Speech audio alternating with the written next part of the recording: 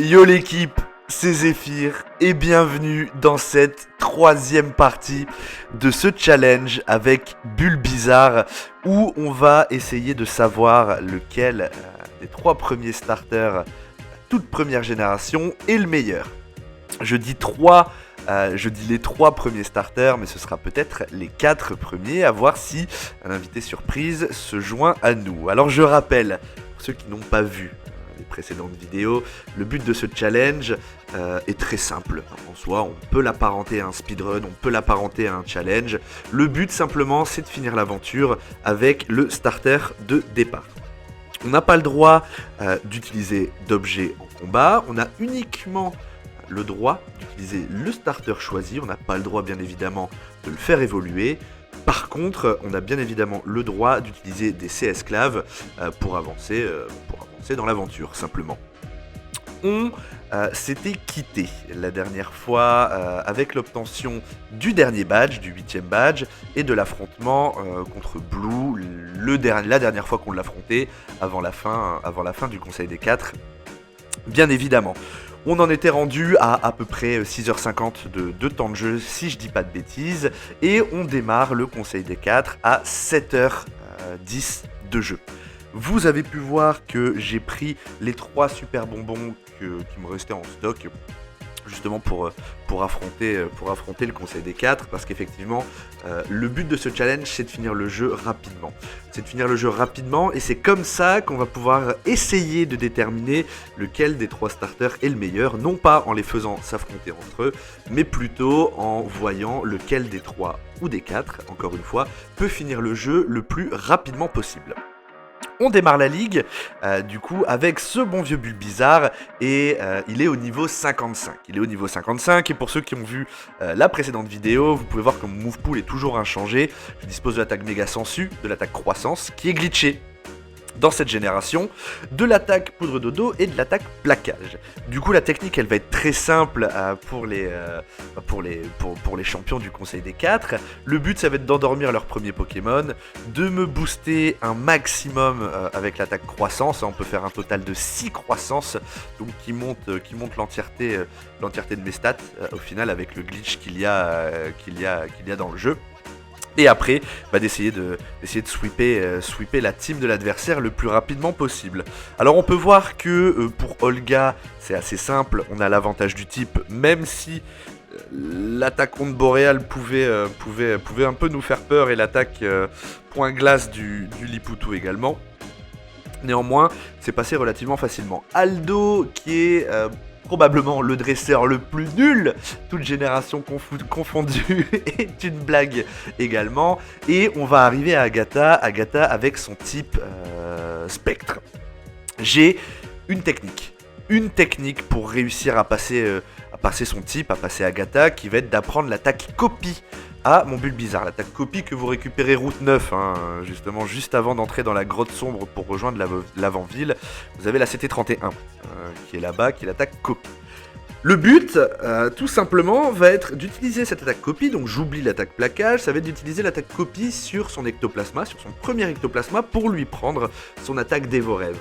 Son attaque dévorève, pourquoi ? Parce que j'ai l'attaque poudre dodo. Et après, vous l'avez compris, la technique elle est simple, c'est d'endormir tous ces Pokémon, faire l'attaque croissance un maximum de fois pour pouvoir quand même bourriner, parce que mine de rien ils sont assez solides, ils sont assez costauds. Et puis surtout, pouvoir récupérer ma vie au fur et à mesure de l'affrontement, toujours sans utiliser d'objets. Donc l'attaque des Vorèves tombe vraiment bien, en plus elle est de type psy, donc ça les rafale complètement. Le Nosferalto, l'Arbok et les types spec, ils font pas le poids justement face à cette attaque. Et moi ça me permet de continuer mon petit bonhomme de chemin tranquillement.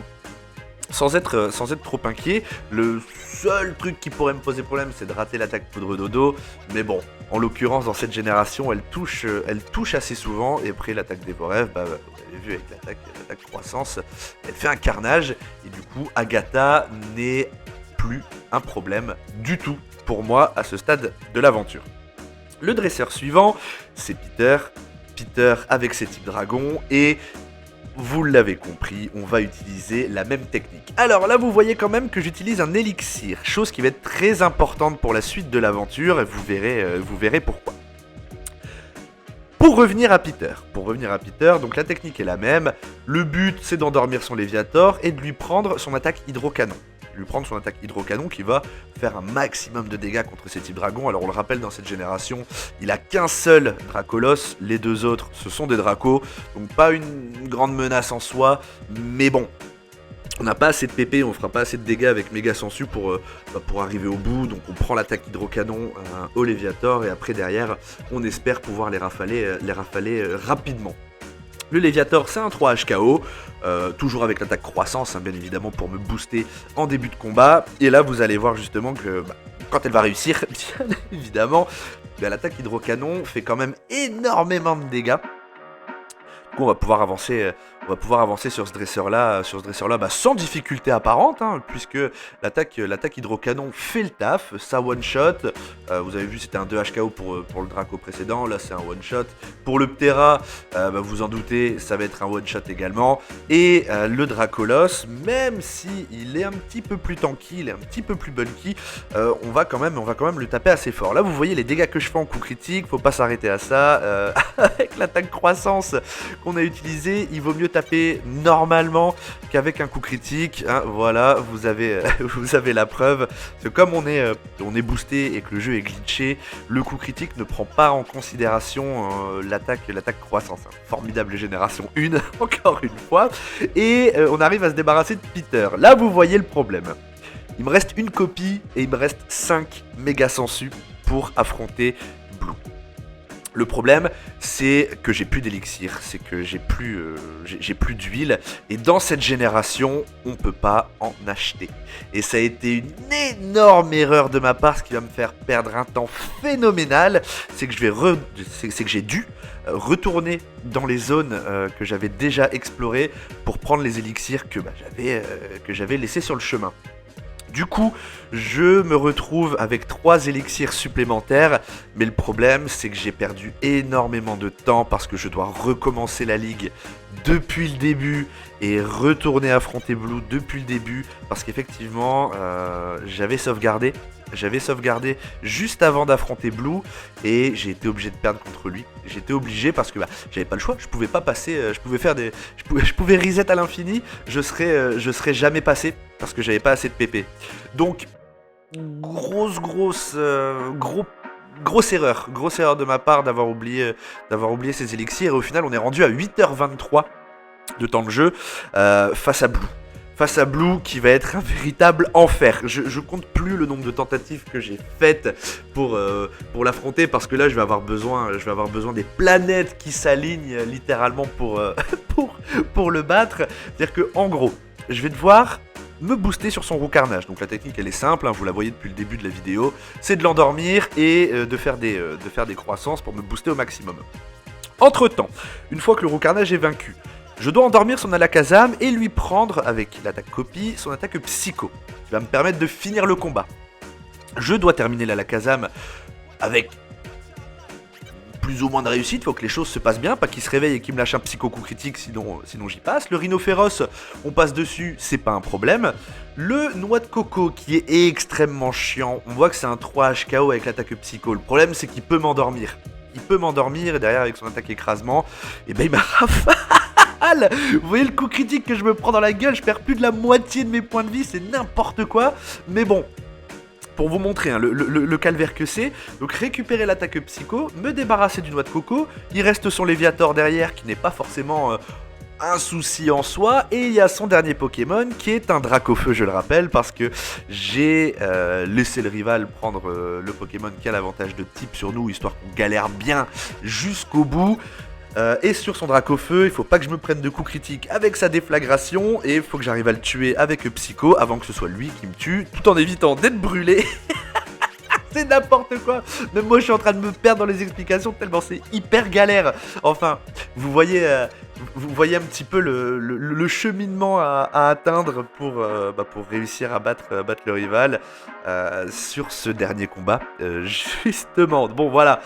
Et on se retrouve avec ce magnifique coup critique, déflagration, son Dracofeu qui est un monstre. son Dracofeu qui est un monstre. Enfin, toute sa team est hyper solide. Ça a été très compliqué pour moi de trouver cette stratégie. Et puis surtout, de réussir à la mettre en place. Parce que la trouver c'est une chose, mais la mettre en place, mon Dieu, mais quel enfer. Mais bon, au final, en passant tous les coups critiques que j'ai pu me prendre, en passant tous les échecs critiques également que j'ai pu faire sur l'attaque poudre dodo qui m'ont coûté la vie derrière, je vais finalement réussir la run parfaite avec un méga coup de chance à la fin. Voilà, vous voyez le coup critique psycho à la Kazam. Voilà, la run parfaite, j'arrive à me débarrasser de son roux carnage. Le poudre dodo qui marche du premier coup, je peux lui prendre l'attaque psycho. Donc je me suis bien évidemment boosté sur le roux carnage avant. La méga sensu, c'est un 2 HKO. Le rhino féroce, c'est un one shot. Pour le noix de coco, justement, j'évite mes erreurs précédentes et je l'endors pour éviter qu'il m'attaque, pour justement le tuer avec Psycho. On est toujours ric-rac sur les points de pouvoir. Là, vous voyez le coup critique qui lui fait rien du tout. C'est formidable. Vaut mieux taper normalement quand on a fait l'attaque croissance qu'en coup critique. Mais bon, c'est tout. C'est comme ça. C'est la gêne 1. Le Léviator, c'est un 2 HKO et on est toujours ric-rac au niveau des PP. Là, faut que ça matche sur le Dracofeu. Du coup, j'essaye de l'endormir quand même pour éviter de me prendre un coup critique. Je rate. Là, je me dis, bon, on y va, tant pis, il faut taper, pas le choix. Et je le one-shot. Je le one-shot par je ne sais quel miracle. Et le rival est vaincu. Le dernier combat du jeu est fait. L'aventure est terminée avec Bulbizarre et on a fini l'aventure en 8h32 avec une énorme erreur de ma part, je le rappelle, qui a été d'oublier les élixirs et qui m'a fait recommencer la ligue et donc qui m'a facilement fait perdre une bonne heure. Voilà pour la première partie de ces challenges, de ces speedruns avec les starters de la première génération. N'hésite pas à liker, commenter et partager si ça t'a plu. Moi ça m'aide beaucoup et je t'avoue que ça aide à soigner ma santé mentale qui est extrêmement fatiguée en ce moment à cause de cet enfer. En tout cas, n'hésite pas non plus à me dire dans les commentaires si tu préfères la deuxième partie plutôt avec Salamèche ou plutôt avec Carapuce. En attendant, moi je te dis à la prochaine, ciao.